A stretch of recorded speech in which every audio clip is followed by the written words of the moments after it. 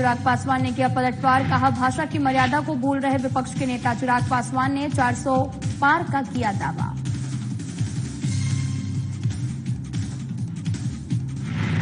प्रधानमंत्री नरेंद्र मोदी के पूर्वी चंपारण दौरे के बाद में राजनीतिक सरगर्मियां तेज। वीआईपी प्रत्याशी राजेश कुशवाहा ने पीएम पर कसा तंज। मोतिहारी की चीनी मिल को लेकर साधा निशाना।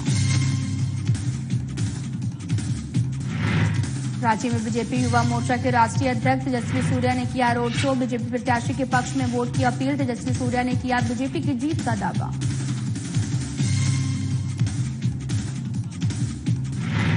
देवघर में मुख्य निर्वाचन पदाधिकारी ने की समीक्षा बैठक। 1 जून के मतदान की तैयारियों को लेकर चर्चा। मतदाताओं से ज्यादा मतदान करने की अपील।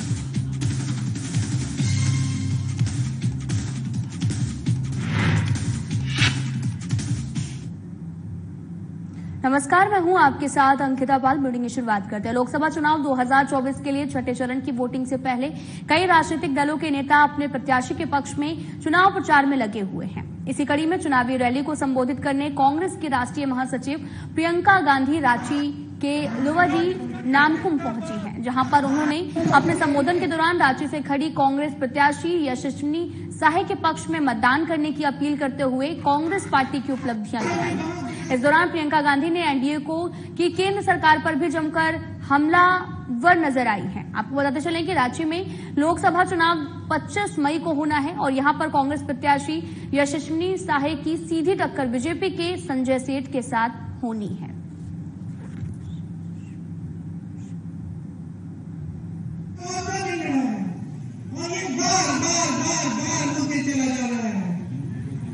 मोदी जी ने हर एक काम किया है जो 70 सालों में कांग्रेस पार्टी नहीं कर पाई। वो कहते हैं ना 70 सालों में कांग्रेस ने जो किया हमने 10 सालों में उसको किया है। कांग्रेस ने हमेशा इस देश की संपत्ति को आपके हाथों में देने का काम किया। आपको जमीन के पट्टे दिए, आपको जमीन के पट्टे दिए, आपको जल जंगल जमीन पर अधिकार दिया, जिनके भोजन का अधिकार दिया। ये सब क्या है? ये सब देश की संपत्ति आपके हाथों में डालने का काम है। मोदी जी ने कहा क्या किया? देश की सारी संपत्ति पकड़ा दी अपने बड़े बड़े करोड़पति मित्रों को। 16 लाख करोड़ रुपए इन्होंने कर्ज माफ किए हैं। किसके? इन 22 करोड़पतियों के। क्योंकि हमारे सामने है ऐसी शख्सियत जो हमें हमारा साथ और हमारा समर्थन देने आई है, मेरे सिर पर अपना हाथ रखने आई है, हमें मार्गदर्शन दिखाने आई है आदरणीय प्रियंका गांधी जी। सबसे पहले अगर हम बात करें, ज्यादा वक्त नहीं लेंगे, नहीं बोलेंगे कि आपकी बेटी हूँ, रांची की बेटी हूँ। आपसे जब एक ही चीज बात करने आई हूँ, 2 दिन रह गए हैं चुनाव के और अभी हमें दिखाना है कि हम किस तरफ हैं। उन लोगों के साथ जो नफरत फैलाते हैं, भेदभाव करते हैं, घर की राजनीति करते हैं, फर्जी राष्ट्रवाद करते हैं, यह हम उनके साथ हैं। राहुल गांधी जी ने जैसे कहा कि मोहब्बत की दुकान के बारे में जो बात करते हैं, हम प्रेम और मोहब्बत के साथ हैं। भोजपुरी फिल्म स्टार पवन सिंह को भारतीय जनता पार्टी ने पार्टी विरोधी काम करने के आरोप में पार्टी से निष्कासित कर दिया है। इस पर बिहार के नेता प्रतिपक्ष तेजस्वी यादव ने कहा कि ये उनके पार्टी का मामला है। वहीं चिराग पासवान के सवाल पर तेजस्वी यादव ने कहा चिराग पासवान हार रहे हैं। आगे तेजस्वी यादव ने क्या कुछ कहा, सुनाते हैं आपको। हमारा मुद्दा थोड़ी, इससे हमको क्या लेना? जो भाजपा का मैटर है उसका मैटर हो जाए। कहा जा रहा पार्टी गतिविधि और विरोधी गतिविधि कर रहे थे, अब इस पे क्या टिप्पणी कर सकते? अरे ये प्रशांत किशोर सब तो हमको तो जो लग रहा है कि भाई कहीं ना कहीं से भाजपा की साजिश है कुशवाहा जी को हराने की।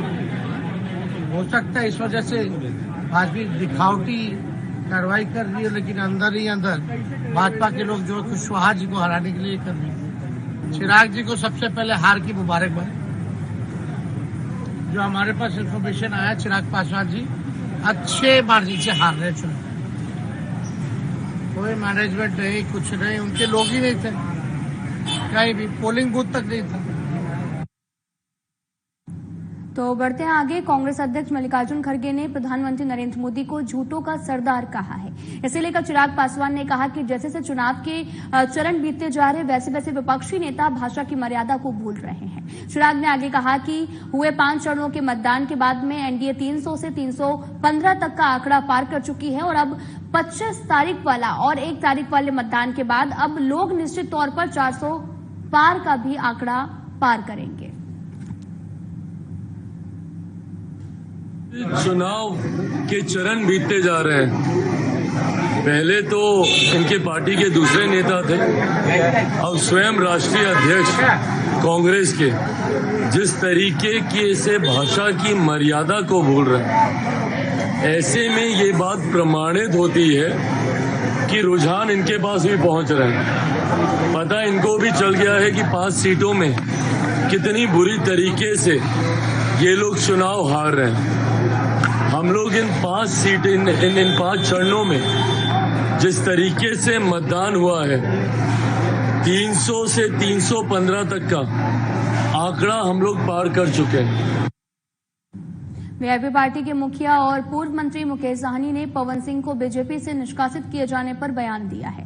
मुकेश साहनी ने कहा कि दरअसल उपेंद्र कुशवाहा को ठिकाना लगाना है और पवन सिंह जब चुनाव जीतेंगे तो वे बीजेपी में आ जाएंगे। वहीं उन्होंने चिराग पासवान को आड़े हाथों लेते हुए कहा कि चिराग पासवान भी चुनाव हार रहे हैं। अभी भी मोदी जी हम विपक्ष के ऊपर ही टारगेट कर रहे हैं। अब बताइए 27 सालों में 17 साल से एनडीए का सरकार है, 7 साल स्वर्गीय अटल बिहारी वाजपेयी जी का सरकार रहा, 10 साल से मोदी जी का सरकार है। उनको अगर आरक्षण करना है तो करना चाहिए था। ये खाली बोलने की बात है। अभी उनको अपना हिसाब किताब देना चाहिए कि 10 साल में उन्होंने कहा, अभी मोदी जी बड़ा सीना तान करके 56 इंच का सीना लेकर घूम रहे हैं और कह रहे हैं कि हम मोदी का गारंटी है। अब बताइए ये गारंटी किनका था? जो विदेश से काला धन लाएंगे और सबके खाता में पैसा देंगे, ये गारंटी किसका था? हर साल 2 करोड़ युवा को नौकरी देंगे, ये गारंटी किनका था? गरीब का पक्का मकान बना के देंगे, ये गारंटी किनका था? किसान को आय दुगुना करेंगे, ये गारंटी किनका था? तो ये अपने गारंटी जो इन्होंने वादा किया उस पर चर्चा नहीं कर रहे हैं। अभी भी विपक्ष को फिलहाल यहाँ रुकते हैं एक छोटे से ब्रेक के लिए।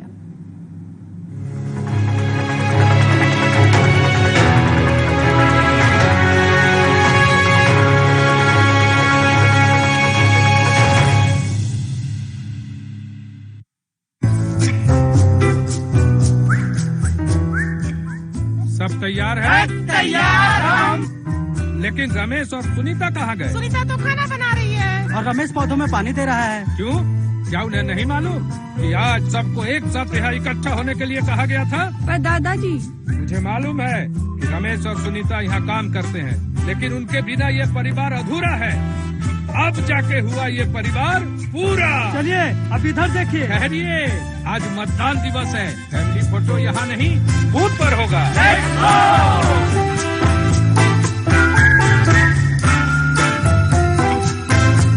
सर मैंने भी वोट दिया है। तो फिर आप भी आके शामिल हो जाइए हमारे फैमिली में, क्योंकि इस बार हम लोगों ने किया है सब परिवार फैमिली वोटिंग।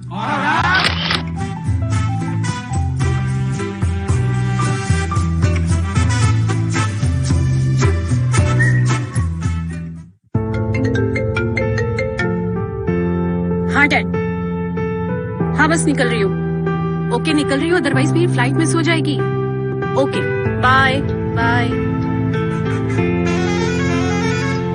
भैया थोड़ा जल्दी करिए ना, मेरा बस खुलने वाला है।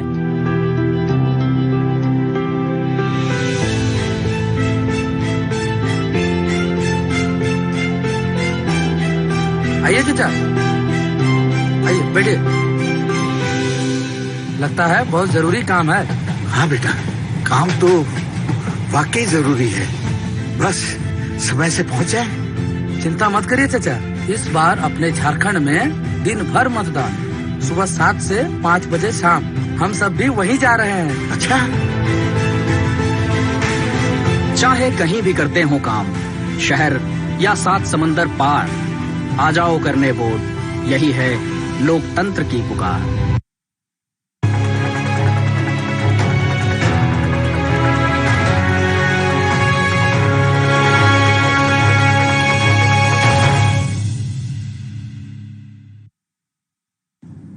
ब्रेक के बाद स्वागत है आप सभी का। रुक करते हैं खबरों की तरफ। बीजेपी युवा मोर्चा के राष्ट्रीय अध्यक्ष तेजस्वी सूर्या ने रांची में रोड शो किया।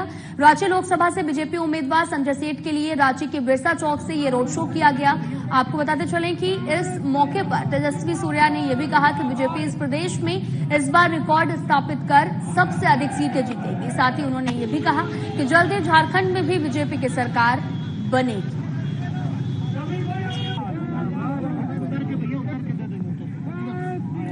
आपको बताते चले कि लोकसभा चुनाव नजदीक है और आपको बताते चले कि इसी दौरान बीजेपी युवा मोर्चा के राष्ट्रीय अध्यक्ष तेजस्वी सूर्या ने रांची में रोड शो भी किया है। आप तस्वीरें देख सकते हैं जहां पर भव्य तरीके से रोड शो किया गया। रांची लोकसभा से बीजेपी उम्मीदवार संजय सेठ के लिए रांची के बिरसा चौक से ये रोड शो हुआ है। इस मौके पर तेजस्वी सूर्या ने कहा कि बीजेपी इस प्रदेश में इस बार भी रिकॉर्ड स्थापित कर सबसे अधिक सीटें जीतेगी। साथ ही उन्होंने ये भी कहा कि जल्द ही झारखंड में भी बीजेपी की सरकार बनने वाली है।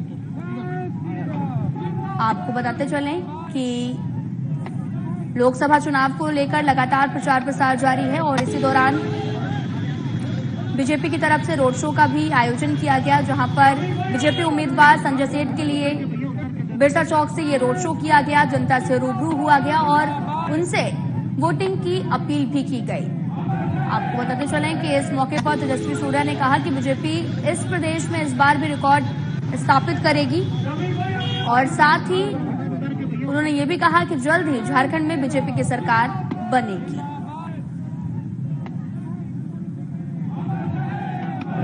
आज बिरसा मुंडा जी के पुण्य भूमि झारखंड में आने का सौभाग्य मुझे प्राप्त हुआ है।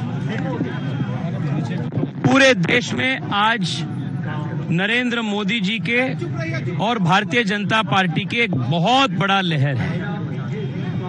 15 दिन से मैं 10 से ज्यादा प्रदेश में प्रवास किया। मैं जहां जा रहा हूं वहां कार्यकर्ताओं में और जनता में उत्साह ही उत्साह देखने में मिल रहा है।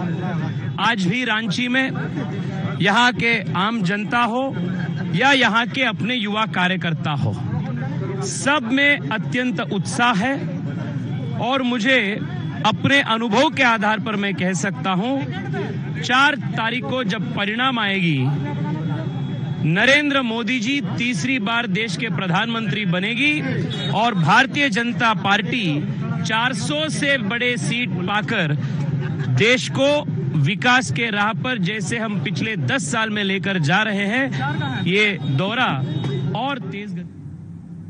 प्रधानमंत्री नरेंद्र मोदी के पूर्वी चंपारण दौरे के बाद में राजनीतिक सरगर्मियां भी लगातार तेज हो गई हैं। महागठबंधन से वीआईपी के प्रत्याशी डॉक्टर राजेश कुशवाहा ने प्रधानमंत्री को उनका वादा याद दिलाते हुए कहा कि मोतिहारी की जनता से प्रधानमंत्री मोदी ने झूठा वादा किया था, क्योंकि आज तक मोतिहारी की चीनी मिल चालू नहीं की जा सकी है। वहीं आरजेडी नेता गुड्डू खान ने भी कहा कि मोतिहारी की जनता ने मन बना लिया है कि इस बार वीआईपी प्रत्याशी डॉक्टर राजेश कुशवाहा को अपार मतों से जीत दिलाएंगे।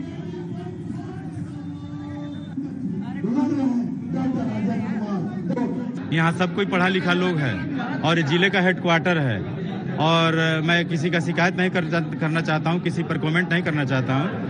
कहा कि प्रधानमंत्री जी सबके सम्मानीय है, हम मेरे लिए भी आदरणीय है, लेकिन जो देश के मालिक हैं एक छोटा सा मिल नहीं चला पाए, उनके लिए छोटी सी चीज है। एक छोटी सी मिल नहीं चला पाए तो आप ही विचार कीजिए क्या कर पाएंगे।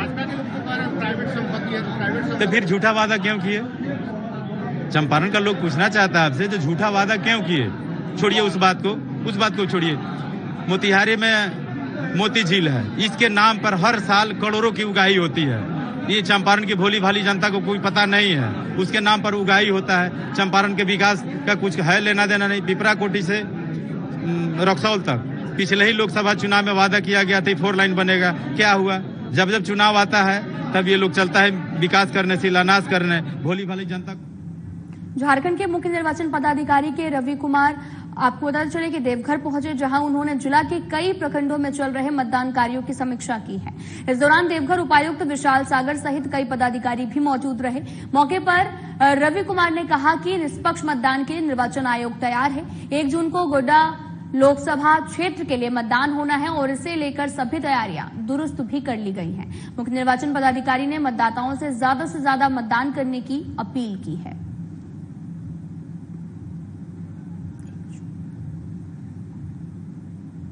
1 जून को देवघर में मतदान होना है, उसमें बूथ लेवल पर क्या तैयारी है, उसमें क्या मैसेज कम्युनिकेशन हो, उसका समीक्षा कर रहा हूँ। उसमें अभी यहाँ पर वो मतदाता पर्ची का वितरण करवा रहा है, उम्मीद है वो 25 तारीख तक वितरण करवा लेंगे। बाकी अगर ये होता है उसको तैयारी करें। सर 2 चुनाव परसेंटेज उसका वो बहुत फैक्टर के ऊपर पड़ती है उसको, फिर भी प्रत्येक जिला है, प्रत्येक आरओ है, अपने तैयारी कर रहा है उसी को, कितना वोटर को क्या सुविधा दे सकते हैं, उनका बूथ तक आने के लिए कितना व्यवस्था, वो सब कुछ करेंगे। मतदान को बढ़िया से कराने की व्यवस्था करेंगे, शांतिपूर्ण मतदान की व्यवस्था करेंगे। कि वोटर का दायित्व बनते अपने बूथ में है, उसके लिए हम लोग अवेयरनेस क्रिएट कर रहे हैं, आप लोग भी अवेयरनेस क्रिएट कर रहे हैं। ठीक है, उम्मीद करता हूँ आपका देवघर में अच्छा। फिलहाल यहाँ रुकते हैं एक छोटे से ब्रेक के लिए।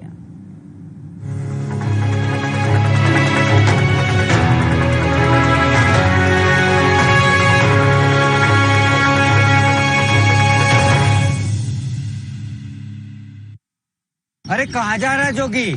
ताऊ 1 नहीं 3 काम के लिए जा रहा था। आपने टोक दिया, बताओ। और क्या?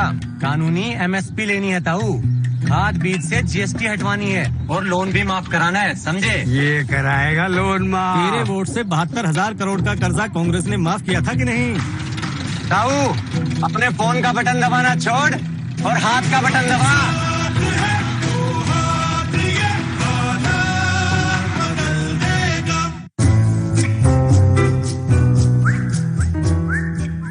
सब तैयार है? तैयार हम। लेकिन रमेश और सुनीता कहाँ गए? सुनीता तो खाना बना रही है और रमेश पौधों में पानी दे रहा है। क्यों? क्या उन्हें नहीं मालूम कि आज सबको एक साथ यहाँ इकट्ठा होने के लिए कहा गया था? पर दादाजी, मुझे मालूम है कि रमेश और सुनीता यहाँ काम करते हैं, लेकिन उनके बिना ये परिवार अधूरा है। अब जाके हुआ ये परिवार पूरा। चलिए अब इधर देखिए। ठहरिए, आज मतदान दिवस है, फैमिली फोटो यहाँ नहीं बूथ पर होगा।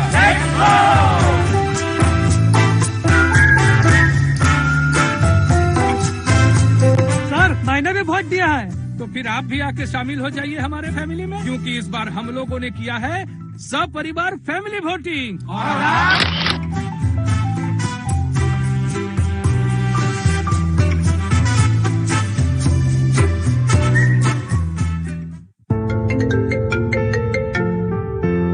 हाँ डैड, हाँ बस निकल रही हूँ।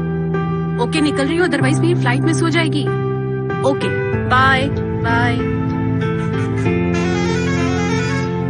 भैया थोड़ा जल्दी करिए ना, मेरा बस खुलने वाला है।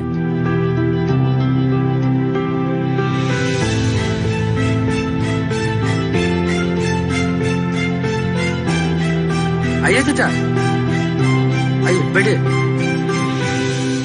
लगता है बहुत जरूरी काम है। हाँ बेटा, काम तो वाकई जरूरी है, बस समय से पहुंच जाए। चिंता मत करिए चाचा, इस बार अपने झारखंड में दिन भर मतदान, सुबह 7 से 5 बजे शाम। हम सब भी वहीं जा रहे हैं। अच्छा, चाहे कहीं भी करते हो काम, शहर या 7 समंदर पार, आ जाओ करने वोट, यही है लोकतंत्र की पुकार।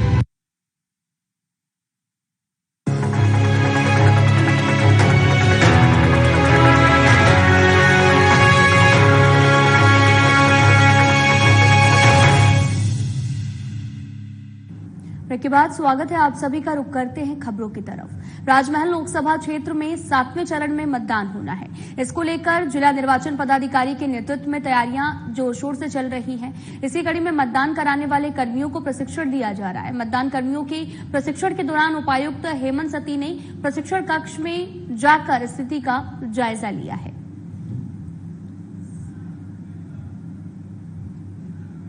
प्रशिक्षण कोषांग के द्वारा हमारी पोलिंग पार्टियों को ट्रेनिंग दी जा रही है। बहुत ही उन्नत क्वालिटी की ट्रेनिंग हमारी ट्रेनिंग के जो प्रशिक्षक हैं वो दे रहे हैं। स्वयं हमारे ट्रेनिंग के जो नोडल हैं डीएसओ साहब, ये पर्सनली प्रत्येक दिन ट्रेनिंग में सुबह से लेकर शाम तक उपस्थित रहते हैं और हमारे सभी जो मतदान कर्मी हैं बहुत ही अच्छी ट्रेनिंग, बहुत ही माइन्यूटली और बहुत ही मेटिकुलसली चीज़ों को समझ रहे हैं। मुझे पूरी उम्मीद है कि हमारे सभी मतदान कर्मी बहुत अच्छे तरीके से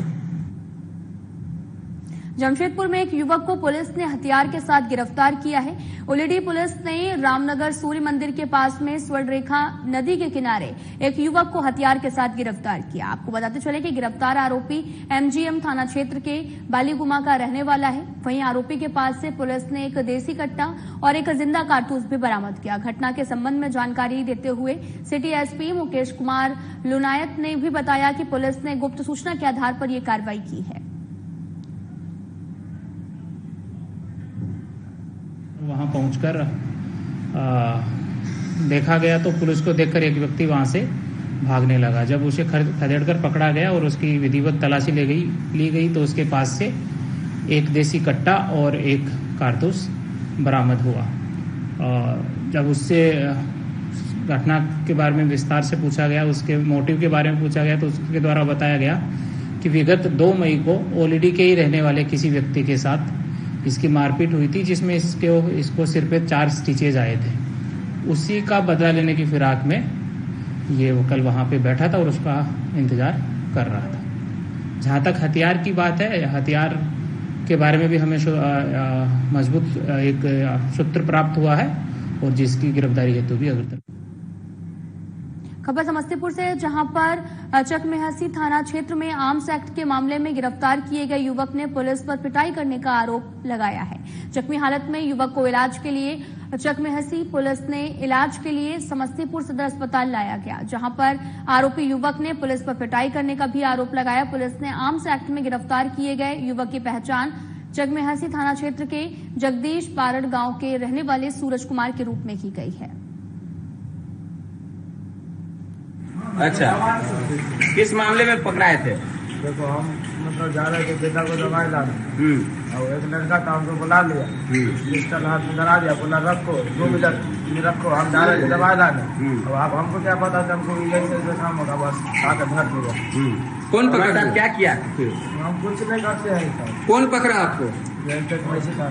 चकमेहसी थाने की पुलिस पकड़ा। उसके बाद तुमको क्या हुआ? रात मारा, कमरा बंद कर मारपीट किया। तो क्या दिक्कत क्या हो रहा है?